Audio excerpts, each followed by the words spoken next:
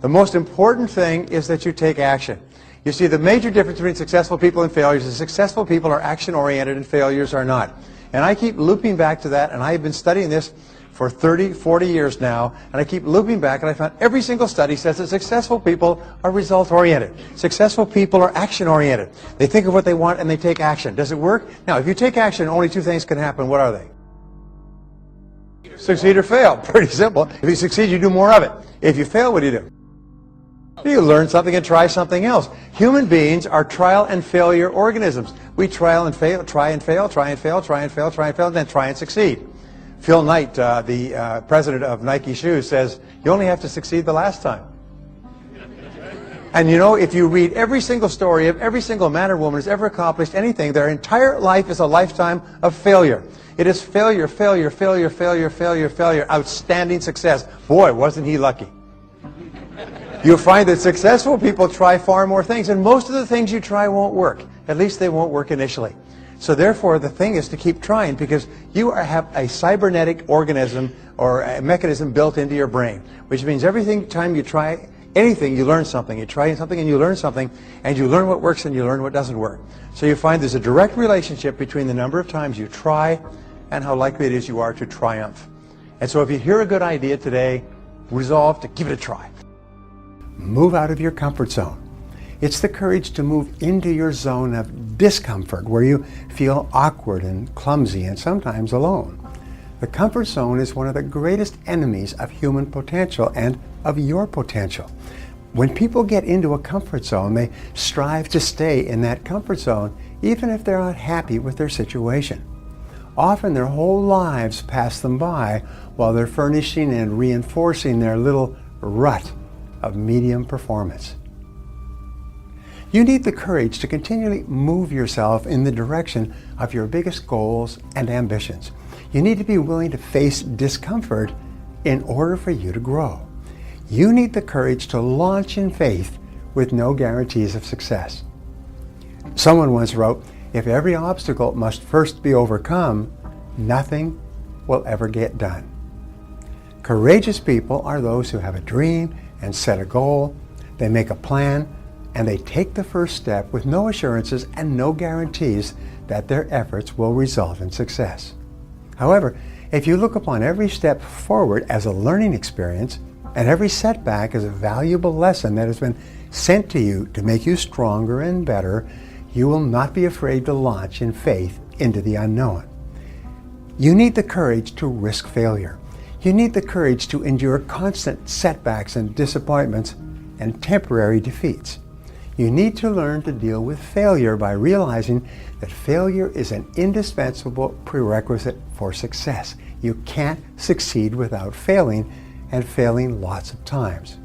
Remember that wonderful quote from Thomas J. Watson Sr., the founder of IBM? He said, "If you want to be successful faster, you must double your rate of failure." He said, "Success lies on the far side of failure." You need the courage to treat failure as an opportunity to more intelligently begin again. You need to overcome the fear of failure by doing the things you fear over and over until the fear is gone. And then by resolving to bounce rather than break when things don't work out for you. You need the courage to turn toward danger continuously, to face the things you fear. Now, identify all the fear situations in your life that cause you stress or anxiety today. Decide what the worst possible outcome of each of these situations might be. Resolve to accept the worst should it occur. And then take action to resolve each of these situations. Refuse to allow a fear situation to remain in your life, dominating your thinking and emotions and holding you back. You need the courage to be willing to make mistakes and learn from them. All peak performers continually make decisions, make mistakes, learn from them, pick themselves up, self-correct, and carry on. Successful people are not those who necessarily make the right decisions all the time, but by hanging in there, they make their decisions right. If they make a mistake, they accept it. They learn as much as possible from it, failing and making mistakes, and carry on. The more you fail and the more mistakes you make, the smarter you become, and the more likely it is that you will eventually achieve your goals. You also need the courage to accept complete responsibility for your life, which means to take ownership for results. You need the courage to refuse to make excuses or to defend yourself. You need the courage to say, over and over again, I am responsible. I am responsible, and refuse to blame anybody else. When something goes wrong, you focus on the solution rather than the problem or the person. You ask, what do we do from here? What's the next step? What's the solution? What action should we take?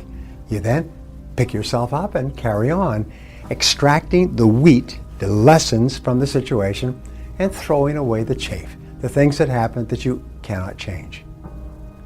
The final courage you need is the courage to persist longer than anyone else. Persistence is the quality that will ultimately guarantee your success. Your willingness to persist in the face of every adversity can be your greatest asset. The ability to persist is the number one quality for success in every field in life. It can be the one factor that guarantees your success in the end. If you refuse to quit, you must ultimately succeed. Just as in baseball, you won't ultimately hit a home run unless you keep on swinging. In 30 years of studying successful people, I've discovered one fact over and over. No one was ever defeated until they accepted defeat as a reality. No one can ever defeat you but yourself. Decide what you really want in life, financial independence, and then make a decision that you will persist until you succeed. You will never give up until you achieve it. Make the decision, shut the door behind you as far as you're concerned, is you will never give up. Failure is not an option. To get to the top of your field, you must become very good at what you do. This is one of the secrets of self-made millionaires. First of all, they have big dreams. Second of all, they accept responsibility. Third of all, they commit themselves to becoming excellent at what they do. Fourth of all, they set clear goals, have a clear sense of direction. They constantly upgrade their skills. They're teachable, they learn. So we say to be in the top 10% in your field, you're going to have to be in the top 10% in your field, which means you're going to have to become very good at what you do. There's no high pay for average performance. And so how long does it take to get into the top 10%? There's 50 years of studies on the subject of mastery. How long does it take for a person to achieve mastery? Average 7 years. 7 years and 10,000 hours of hard work. And you and I are our speakers. And one of the things when I started off speaking, I would see other speakers who spoke so fluently and fluidly and beautifully. You have some of them on this show like Zig Ziglar and Dennis Wayland. Wow, these people are so competent. They're so smooth. Their timing is beautiful. And of course, when you start off, you're rough and you have good ideas and enthusiasm, but you're unpolished, as they say. Well, then I learned something very valuable, is that success in speaking comes from the number of hours you speak. If you speak a few hours a year, it'll take you a lifetime. You'll never be good. If you speak like the professionals do, 100 talks a year, average of 3 hours a talk, 300 to 500 hours a year. After 10 years, you've done 3,000 hours. After 20 years, you've done 6,000 hours. And nothing replaces the hours on your feet in front of a critical public audience. Sure. Well, it's the same thing in speaking. It takes about 7 years before you have spoken enough so that you're really good. Selling, diesel mechanics, neurosurgery, dentistry. Takes 7 years. Law, accounting. Takes 7 years. And when I first heard that, someone said, it will take you 7 years to master your craft. I had been here for about 3 years. I said, no darn way, not 7 years, not me. I want more. Took 7 years. Yeah. So, people say if you want to be one of the highest paid salespeople in your industry, it will take 7 years. That's not just 7 years of doing the job. You've got to be reading, studying, practicing, starting earlier, working harder, staying later. I mean, you have to put it in if you want to achieve mastery, because there's a lot of competition out there. All successful people, of my experience, are people who are living fully engaged. They are fully involved in their lives and in their goals. They don't do things by half measures. They may have no guarantees, but they're not afraid to put their whole hearts into their activities. If they fail by trying greatly, not by playing it safe and wishing and hoping that everything will work out all right in the future. What they do is they take great risks with no guarantee of success, and so can you. Nothing works the first time. Nothing works the first 5 or 10 times. Sometimes you'll have to work at something for years before it works. Some of the biggest breakthroughs in history took 6, 7 years. Yeah. The perfect example, the fax machine. The fax machine was developed, by the way, at the same time that Federal Express was trying to develop an electronic message center. They spent $185 million at it. Somebody invented a fax machine. And Federal Express wrote off their investment because the fax machine could do it almost at no cost. But it took almost 6 or 7 years before the fax machine hit critical mass. Now, almost all of us remember, have you got a fax machine? No, but the people down the hallway do. We can go down and use their fax machine. Remember that? Yeah. Now kids have fax machines. Yeah. Well, once it took off, it's sold by the tens of millions, really transformed the world. Cell phones straight along. You might used to have a suitcase for a cell phone. It took 5 or 6 or 7 years, and suddenly they got the technology right and the price right. Boom. Personal computers. Each one of these things at a certain point, the IBM, best research at IBM said the world market for personal computers is no more than 300 to 400 units. That's what they said in 1975, 76. Right. So they just walked away from it. Then Apple came along and built their computer in a garage, and the world market became 100 billion units. So when you start off with a new recipe, it's not going to work. Now, what happens when people get a new idea and they put it all together and try it out and it doesn't work? They give up. But the person who has tasted a dish, let's say you and I go to a friend's house or a restaurant, and they have a really great dish. Can I have this recipe? I say, yeah. Take the recipe home and we try it, and it tastes terrible. We say, well, wait a minute. We have an advantage. We know this can taste good because we have tasted it. We're not positive thinkers. We're not wishing and hoping and doing. We know it's just a matter of going back and looking at the way we mixed it. Just keep remembering, failure is not an option. I'm unstoppable. Nobody's smarter than me. Nobody's better than me. If they're doing better, it's because they figured out the formula before me. Many years ago at a talk, I was speaking to Rich DeVos when he was on his way up. Rich DeVos, the president of Amway, worth $5.3 billion today. He started off knocking on doors selling soap. And he was working his way up. And I asked him, I said, what have you found? What's the most important quality of successful people? And he said, Brian, he said, we found there's a direct relationship, I still remember him telling me this, between how quickly a person takes action on a new idea and how likely it is they'll ever take action on any idea at all.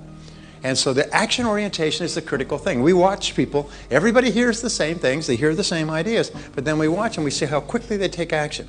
And if a person takes action quickly on a new idea, the chances are they're going to be successful go up by hundreds of %. Now, what most people do is they say, that's a great idea. It's a wonderful idea. I'm going to do that. Ooh, I'm so excited. But before I apply it, I need to take a vacation to a wonderful place called Someday Isle.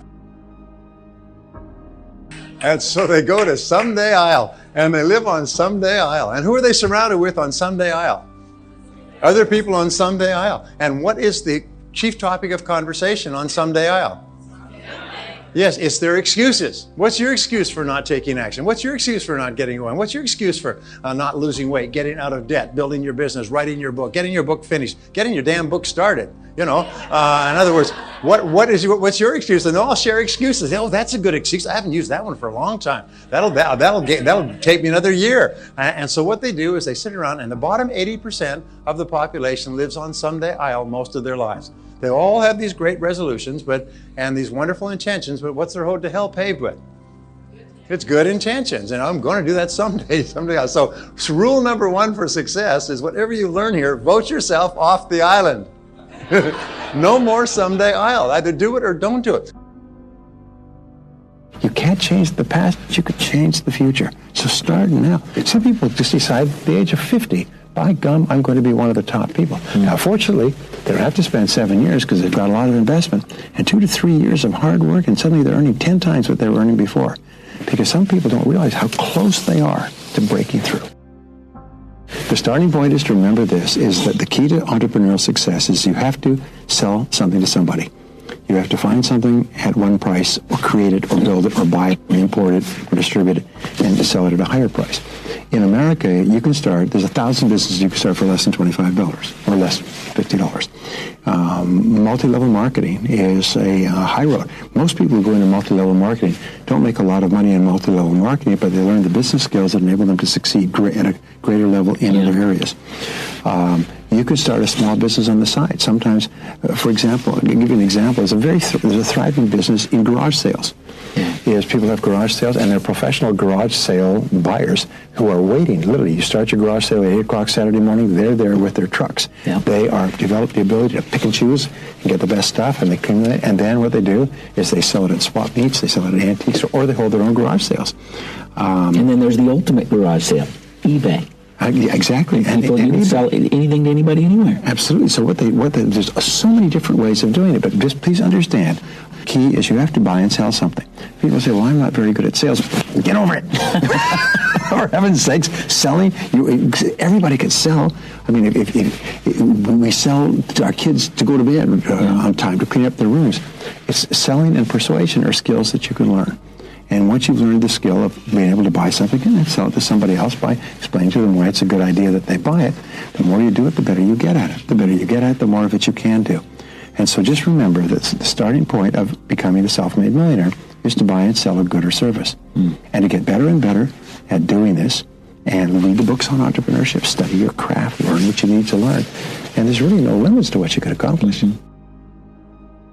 Take responsibility for everything you do. A mindset for success means being able to take responsibility for all that you do, whether good or bad.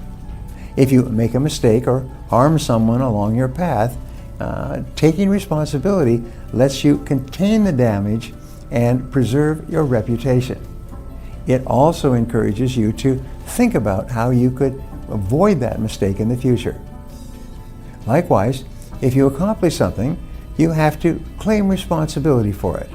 Only then will others realize what you can do and support you on your path to success. Never underestimate the value of a positive attitude toward achieving your goals. No matter the path you follow, it can be easy to get discouraged by temporary setbacks or failures to achieve specific goals. Positive thinking means identifying these setbacks as learning opportunities.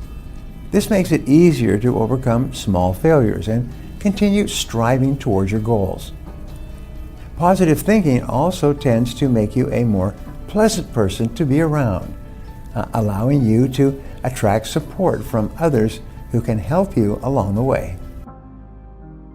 I study in a variety of areas. I study politics, I study economics, I study business, I study spiritual things, history, and so on. My big thing right now is the centrality of entrepreneurship to every society. And what I've concluded, and I've started to write extensively on this, is that the rate of new business formation in any society determines the health and prosperity and growth and opportunities and future of that society. So prosperous societies have high rates of competent new business formation. And poor societies have very low rates. Corrupt societies have terrible rates. Our friend from Ghana will tell you it takes 6 to 18 months to start a business in Ghana. It costs thousands of dollars of corruption and bribes. And once you've started in a business, you put a red flag for the corrupt officials who come around and shake you down every few days. And make you unable to do your business. So the Ghanaians are some of the most entrepreneurial people in Africa, and they're just totally frustrated in their ability to break out. Well, in America, you can start a business overnight. And my job, my goal, the things I'm most enthusiastic about is teaching people how to start and build successful businesses, because these are skills.